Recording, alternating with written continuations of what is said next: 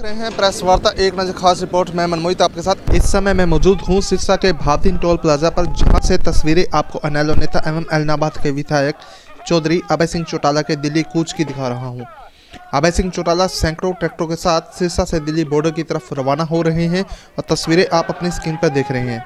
आपको बता दें कि कृषि कानून के विरोध में किसान सड़कों पर है और दिल्ली में आंदोलन किए हुए हैं। इनेलो का एक एक कार्यकर्ता किसानों को समर्पित होकर किसान आंदोलन के समर्थन में दिल्ली की तरफ कूच कर रहा है।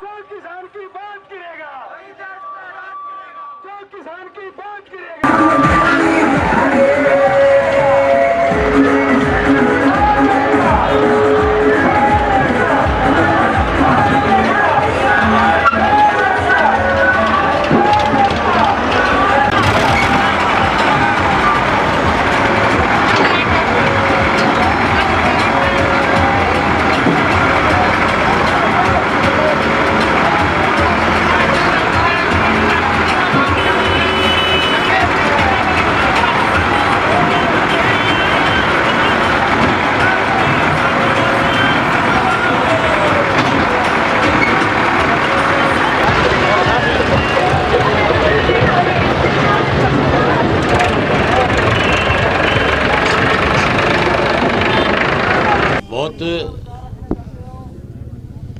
लंबे समय से करीब 43 दिन हो गए पंजाब, हरियाणा, राजस्थान, उत्तर प्रदेश, मध्य प्रदेश, गुजरात, हिमाचल, जम्मू कश्मीर लगातार लाखों की संख्या में किसान इकट्ठा होकर के इन स्टेटों का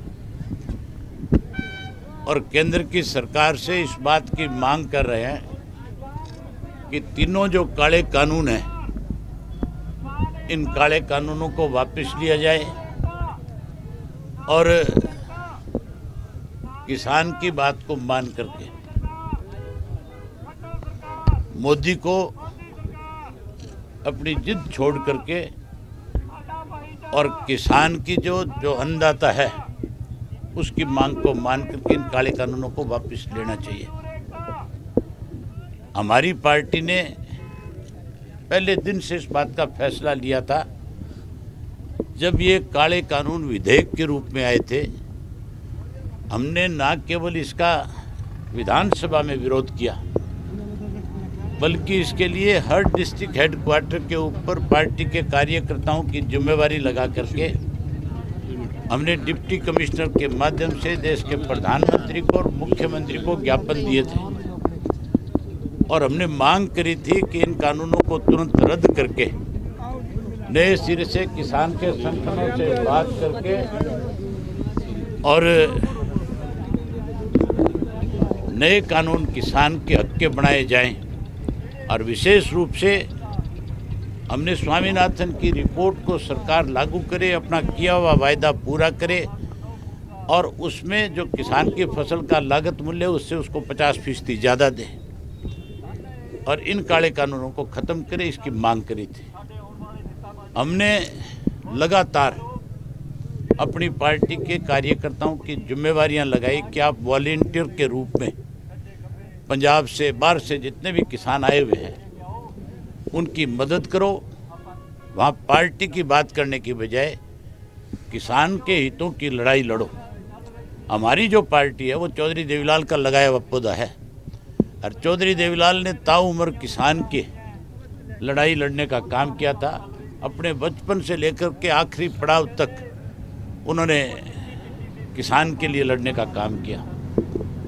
आज हमने फिर से, जब से लगातार केंद्र की सरकार किसान नेताओं को बुला करके इसको लिंगर ऑन करने का काम कर रही है, किसी तरह वहाँ बैठे हुए लोगों को परेशान किया जाए ताकि लोग वहाँ से खड़े होकर के अपने घरों को चले जाए, इसके लिए लिंगर ऑन जो किया जा रहा है, जिस तरह के आज ऑडियो वीडियो सरकार की तरफ से चलाए जा रहे हैं, हमने एक फैसला लिया है कि हम पूरे प्रदेश के एक गांव में जाएंगे और अपने गांव के साथियों को साथ लेकर के इस आंदोलन को और ज़्यादा मजबूत किया जा सके। इसके लिए हम एक एक साथी की ड्यूटी लगा करके जो लोग आंदोलन कर रहे हैं, जो बैठे हैं, उनमें हौसला बढ़े, उनकी हिम्मत बढ़े और सरकार को मजबूर करे। इसके लिए आज जैसे मैं अपने साथ ट्रैक्टर में बैठा करके सैकड़ों ट्रैक्टरों के काफिले के साथ वहाँ जाऊँगा।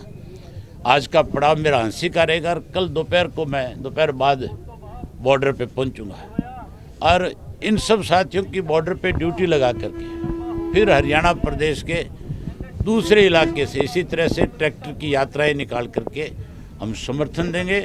समर्थन नहीं, हमारी जिम्मेवारी है। समर्थन तो केवल लोग अखबारों में बयान दे करके दे रहे हैं, हम तो एक्चुअल में कैसे किसान की लड़ाई को जीता जा सके, कैसे किसान के साथ न्याय हो, कैसे चौधरी देवीलाल का सपना पूरा हो, साकार हो, कैसे यहाँ का किसान खुशहाल हो, इसके लिए उन किसान संगठनों के साथ जो लड़ाई लड़ रहे हैं हम उनके साथ कंधे से कंधा मिला करके उनको ताकत देने का काम करेंगे। आज जिस तरीके से हजारों की संख्या में गांव-गांव से लोग अपना बच्चों को अपनी खेती को छोड़ करके समर्थन देने के लिए जा रहे हैं, मैं इन सब का इस बात के लिए स्वागत करता हूं, इनको धन्यवाद देता हूं और इनसे उम्मीद करता हूं कि लगातार वहां बैठ करके इस लड़ाई को लड़ने का काम करेंगे। 26 जनवरी को आप भी दिल्ली में ट्रैक्टर लेके जाएंगे? 26 जनवरी को मैं उम्मीद करूंगा कि केंद्र की सरकार मेरी ख्याल इस किसान की ताकत के सामने इनकी बात को स्वीकार करने का काम करे। नहीं करेंगे, अगर 26 को कोई ट्रैक्टर लेकर के दिल्ली जाने की बात आएगी तो फिर मैं नहीं, मेरा पार्टी का एक एक साथी अपने अपने ट्रैक्टरों के साथ दिल्ली की कूच करने का काम करेगा। प्रधानमंत्री कह रहे हैं कि चुनौतियों का मुकाबला करना ही मेरी सच्ची जीत है। प्रधानमंत्री ने, मुझे लगता है, अब तक उन लोगों को चुनौतियों को स्वीकार किया है जो कहीं गलत इश्यूज को लेकर के आंदोलन कर रहे थे। किसान ने हमेशा सच्चाई की लड़ाई को लड़ने का काम किया है और सच्चाई हमेशा जीतती है। प्रधानमंत्री को 100% मजबूर होना पड़ेगा, किसान की बात को मानना पड़ेगा। हम तो उनको इस बात की सलाह दे रहे हैं बारी बारी से कि जो सत्ता में बैठे लोग होते हैं वो ही गलत निर्णय लेते हैं, वो ही लोगों के पक्ष के निर्णय लेते हैं।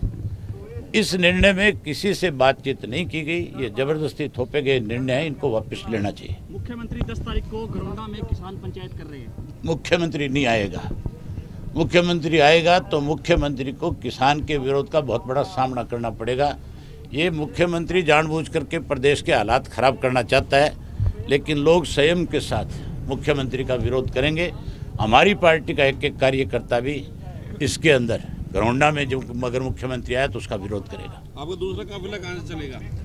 दूसरा काफिला मैं अम्बाड़ा से चलाऊंगा, जो अम्बाड़ा से कैथल, जींद, सोनीपत होता हुआ सिंधु बॉर्डर पे पहुंचेगा।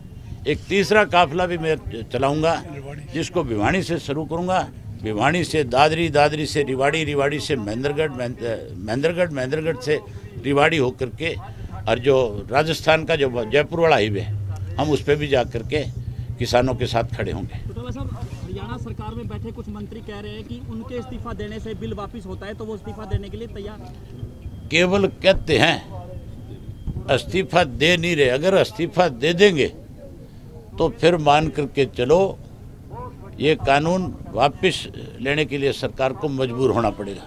अगर मंत्री इस्तीफा दे देंगे तो मान के चलो हरियाणा की सरकार उसी दिन गिर जाएगी। ये सरकार गिरेगी, बचेगी नहीं। अब कितने दिन इस सरकार का गिरने में कितना समय लगता है ये तो मैं नहीं कह सकता कि कितने समय में गिरेगी, लेकिन मुझे लगता नहीं है कि मार्च का महीना पकड़ेगी, उससे पहले पहले ये सरकार जाएगी।